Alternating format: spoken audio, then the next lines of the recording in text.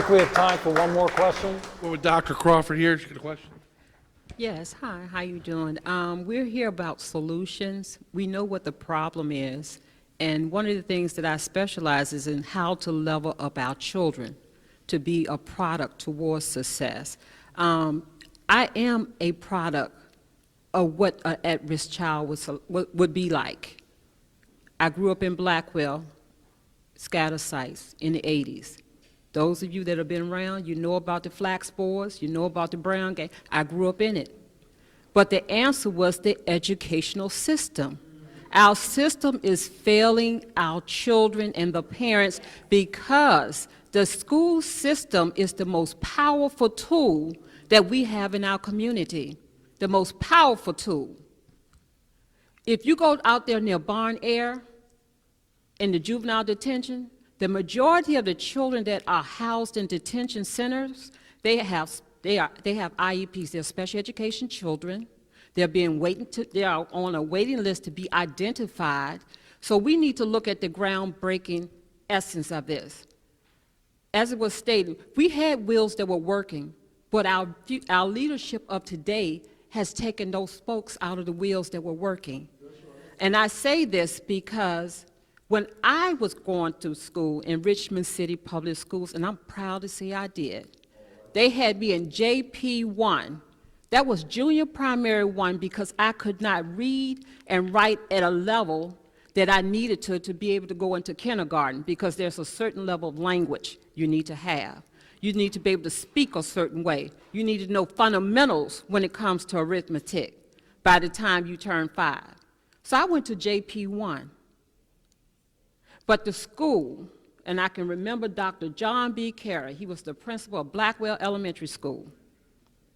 He made sure that every child that went through Blackwell had character education. And you had different tiers throughout the years.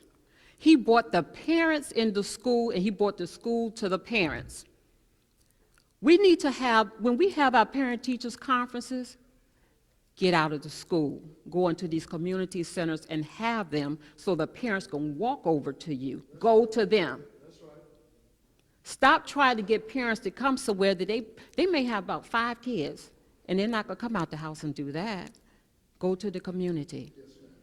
Yes, Mr. Cameron, you know what it is because you worked in DC public schools when I was an educator in DC public schools. We got on the school bus and we went to the community. We went to the parents.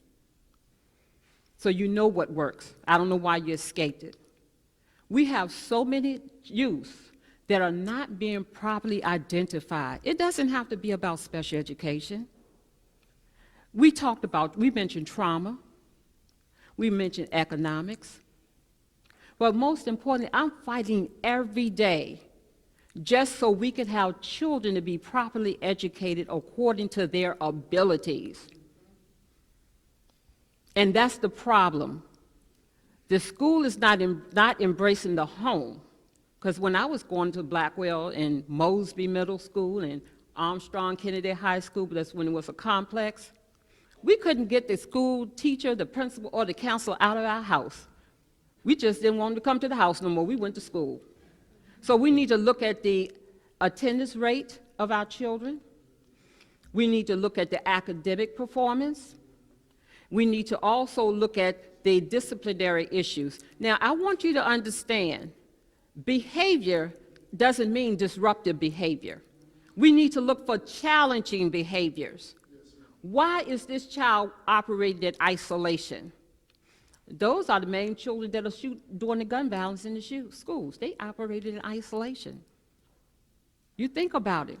When you have these mass shootings in the schools, they operate in isolation. They avoid being in a particular class because they can't do the math. So they're always finding a way to get out of that class. They want to go to the bathroom, or they need to go to the nurse or the office. Why are they avoiding and escaping? Talk to your psychologist.